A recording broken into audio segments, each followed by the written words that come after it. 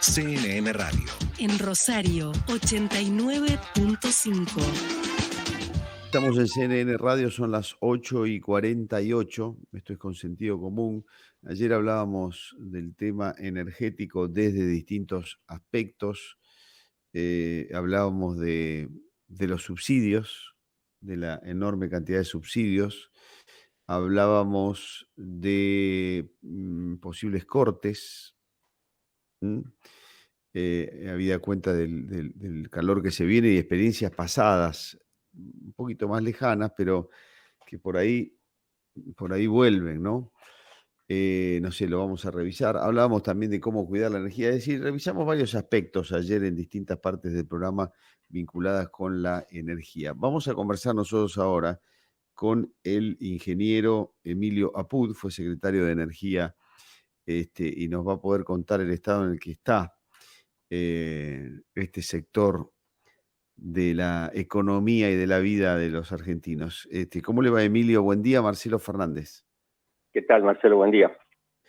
Emilio, ¿cómo encaramos este verano? Cada vez que viene el verano y nos da un poquito de miedo, ¿no? Para saber si volvemos a aquellos cortes que fueron tan intensos o la vamos a pasar más o menos bien. No digo sin corte, porque nosotros aquí en Rosario, yo personalmente ya he tenido algunos cortes, pero no sé si vinculados con que explota todo por el aire o algún tema puntual. Pero le debo reconocer, Emilio, que estoy un poquito intranquilo. ¿Cómo viene la mano para este verano? Cuéntenos, por favor.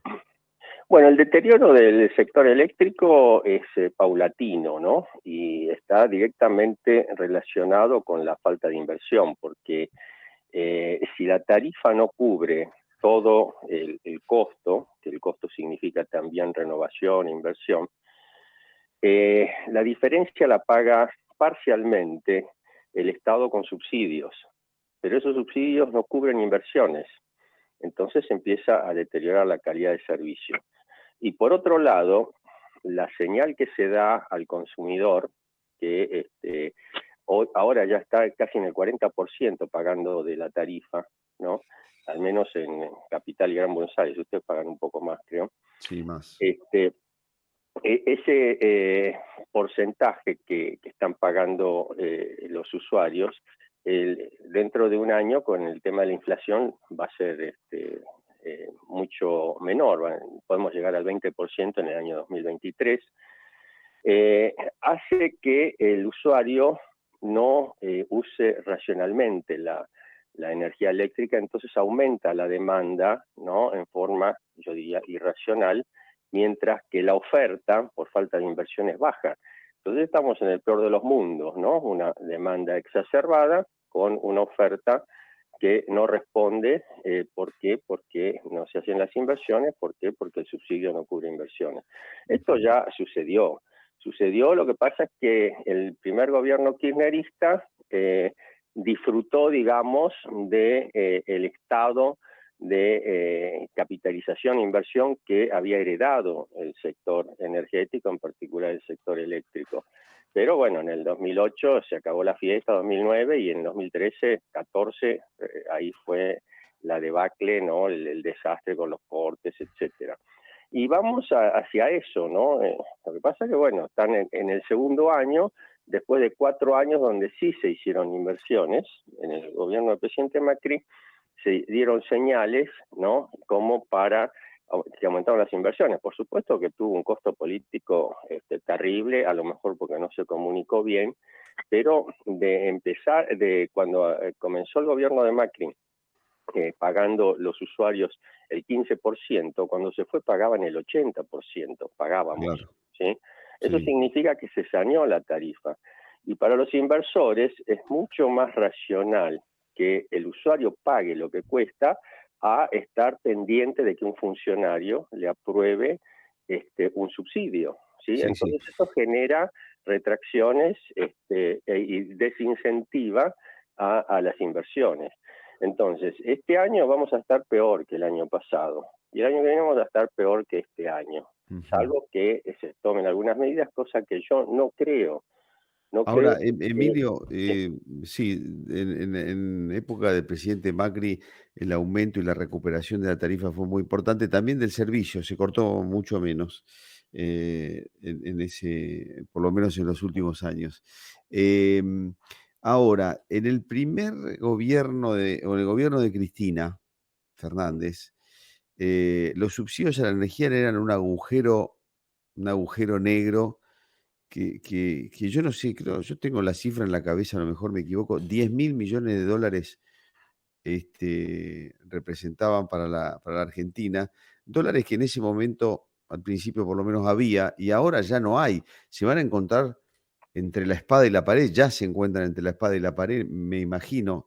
¿Está bien lo que No, digo o está mal? de acuerdo, no, ahí está agregando también todo el sector energético, o sea, el gas también, ¿no? Sí, Recordemos que con el gas correcto, sí. durante el invierno no se llega a cubrir con la producción local, entonces se importa gas natural licuado, y eso empezó en el año 2008, ¿no? Después de tener autoabastecimiento y exportar a Chile. Bueno, la falta de inversión y de producción de gas hizo que se tuviera que importar. Y se llegaron a cifras importantes, llegaron a 13.000 millones de dólares. Pero no tenemos que asombrarnos. Este año, 2021, vamos a terminar con una importación de energéticos y de subsidios. O sea, sumamos energéticos más subsidios, lo traducimos en dólares y estamos ya cerca de los 9.000 millones de dólares. Uf, Y el año que viene podemos alcanzar otra vez los 13.000 millones de dólares. Entonces está buena la pregunta que hace usted de dónde vamos a sacar los dólares, porque por suerte la Casa de la Moneda no imprime dólares, no imprime pesos. Entonces va a haber un serio problema. El gobierno, para siempre protegiendo ficticiamente al usuario y a la gente, ¿no? Entonces, el usuario de gas paga, por ejemplo, $2 el millón de BTU, ¿no? Y al petrolero le cuesta cerca de 4. La diferencia paga el Estado, ¿sí? Y como eso no es un incentivo para invertir más en gas, en los pozos de gas, porque somos la segunda potencia en gas, en shale gas del mundo, ¿sí? Pero no lo sacamos. Entonces, al no alcanzar la producción, se importa y cada vez se va a importar más. Entonces, es un círculo vicioso que todo radica en que el gobierno no tiene el coraje ni la capacidad de explicarle a la gente que es un mal negocio no pagar la energía lo que cuesta. Ahora, por ejemplo, está habiendo faltantes en algunas estaciones de servicio. Yo le pregunto a un tipo que se le está acabando la nafta, ¿cuánto pagaría el litro de nafta? ¿No? Bueno, paga cualquier cosa porque si no, no puede usar el auto. Entonces, lo que hay que explicarle a la gente que no es una variable de ajuste contra la inflación, la energía, ¿no? Porque la energía que no se tiene es la más cara. Y prueba de ello es que nos hacemos los vivos acá, pero cuando tenemos que importar, importamos al precio internacional. sí, Ya sea sí, el gasoil, el gas natural licuado, todo eso. Y eso son divisas. Y si sí. por otro lado no estamos exportando, salvo el salvavidas que siempre es el campo, y bueno, vamos a tener problemas serios que terminan en un desabastecimiento si no se puede comprar, porque acá viene un barco con gas natural licuado, si ya no se hizo la transferencia completa del precio pactado para ese gas, pega la vuelta y se va, no descarga. No es que sí, descargame y después te pago, no es así. Emilio, ayer hablábamos con alguien del sector, el tema de la escasez de naftas para fin de año parece serio, ¿no? Sí, yo diría más que nada las estaciones blancas, que son como 1.200 estaciones. Ah, Las otras, bueno, van a estar ahí en el límite, porque son por lo general las integradas, que tienen producción, sobre todo Action y YPF, refinación y venta. La única que no tiene producción en estos momentos es Shell, que produce poco, pero tiene algo de refinación y venta. Ahora, las otras no, las otras, el caso de Puma, por ejemplo, tiene que importar, ¿no? Si es que no le alcanza el abastecimiento local. Como acá se está produciendo menos. Todos dicen, el otro día escuchaba a funcionarios decir, hemos aumentado el 3% la producción de petróleo. Sí, pero la demanda creció un 14%. Ujú. Entonces, ¿por qué no cuentan la verdad entera? Hemos exportado por, no sé, 800 millones de dólares. ¿Sí? Pero ¿por cuánto importamos? Por 3.000 o 4.000. ¿No? Entonces, todas esas fantasías que se hacen generan un clima adverso a tomar el toro por las astas. Tomar el toro por las astas es, en 2 años, por lo menos, no se puede hacer de un día para otro porque no están dadas las condiciones socioeconómicas, en 2 años tratar de terminar con los subsidios. En el año 2002-2003 no había subsidios. La calidad del servicio era muy buena, había inversiones, etcétera. ¿Por qué no apuntamos a ese modelo en vez de este regalón, ¿no?, que hace que la gente se crea que la energía no vale? Incluso hay algunos militantes que dicen que es un derecho humano también. Bueno, qué sé Sí, yo. sí, sí. En definitiva, pan para hoy, hambre para mañana. Em, Absolutamente. una última pregunta, Jorge. ¿En qué punto estamos? Porque ya, la verdad, el ciudadano de a pie se marea. Cuando apareció Vaca Muerta parecía que nos salvábamos y que pasábamos a ser Emiratos Árabes. Después, por cuestiones de política interna, diría yo, que el dólar, que qué sé yo, parecía que ya la vaca muerta estaba todavía más muerta. Después arrancó, después frenó, cómo viene vaca muerta en términos generales? Bueno, una observación. Yo no soy Jorge, soy Emilio. Emilio, perdón. No, porque tengo un colega y amigo que se llama Jorge Sí, La sí, Primera. sí, sí, me equivoqué, sí. Discúlpeme. Mire, vaca muerta puede ser una riqueza que puede significar 2 PBI más o menos, si la sacamos a tiempo. Y sacarla a tiempo significa que se pueda poner en producción plena, qué sé yo, no más allá del 2030. ¿Y por qué digo eso? Porque en 30 o 40 años se deja de usar los hidrocarburos. Los precios se van a caer porque ya la sociedad mundial ha decidido no quemar más hidrocarburos porque está convencida que el anhídrido carbónico que sale de esa combustión genera el efecto invernadero y el calentamiento global, ¿no? Entonces, algunos dicen 2050, otros dicen 2070, 2080, pero lo cierto es que antes que termine este siglo no se va a usar más como combustible los hidrocarburos. Entonces, si nosotros no logramos colocar todo ese potencial, que es el segundo en gas y el cuarto en petróleo del mundo, y bueno, va a quedar bajo tierra. Y nuestros herederos no nos van a acordar, no se van a recordar de nosotros con mucha simpatía. Vaca Muerta es un yacimiento de los mejores del mundo, dicho por las petroleras internacionales que están operando también en Permian, en Eagle Ford, en Estados Unidos. Dicen que esto es excepcional.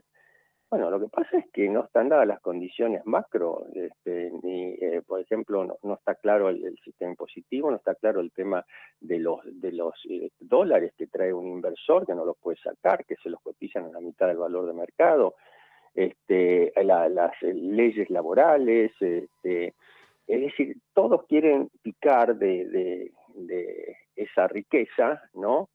Sin darse cuenta que el que manda es al que se lo vamos a vender, que nos dice, bueno, este es el precio, muchachos, si ustedes llegan a este valor, yo les compro, ¿no? Y no estamos llegando a ese valor porque acá producir un barril de petróleo está, qué sé yo, cerca de $40. Y hacer un millón de BTU de gas está a $4. Y tenemos que estar a la mitad para ser competitivos a nivel mundial. Y además tiene que liberarse el tema de la exportación. Los recursos energéticos que tenemos exceden ampliamente la demanda local y la regional.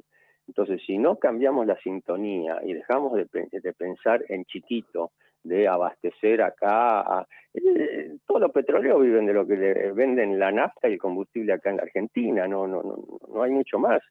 y no tiene nada que ver con los recursos. Claro, uno dice, ¿por qué no invierten más? Y no invierten más porque no tienen garantías de que le Claro, van a dejar trabajar libremente como hacen todos sus competidores a nivel internacional. claro. Entonces es una cuestión de mentalidad, ¿no? Y dejar de usar a la energía como una variable de ajuste macroeconómica y sobre todo como un botín político, ¿no? Pues se lo usa así. Cuando usted dijo vaca muerta parecía que nos iba a salvar, eso es lo que pensaban los políticos, Sí, porque los políticos pensaban que como acá se gasta más de lo que ingresa, dijeron, bueno, si ahora tenemos este ingreso podemos seguir gastando, pero la riqueza que le va a dejar al Estado, que es el 30-40% de lo que va a producir el petróleo y el gas, no tienen que pensarse como gasto, sino como inversión dentro del Estado. sí, Si claro. no se acaba y chao, y pasamos a ser esos países que tienen muchos recursos naturales, pero viven en la pobreza. Hay que pensar como Noruega. Noruega no tocó el capital de lo que obtenía del petróleo del Mar del Norte, y hoy tiene $1 billón guardados. Entonces, Sí, sí. hay mucho para pensar, pero yo veo un enanismo mental en nuestra política que no es Tremendo, sí, poco. tremendo, tremendo, tremendo. Pensar que estamos discutiendo si con 50% de inflación hay que levantar los mínimos no imponibles o no, es decir, esta gente no entiende nada, ¿no? Absolutamente. Emilio, le agradezco mucho el tiempo y las explicaciones que nos ha dado, muy, muy atento. Bueno, muchas gracias. Hasta luego. Adiós, hasta luego. El ingeniero Emilio Apud fue secretario de Energía, nos daba detalles de cómo está el sector. Se viene el verano, empieza hoy el verano, dicho sea de paso. Y bueno, siempre nos agarra un poquitito de temor de si va a haber cortes o no.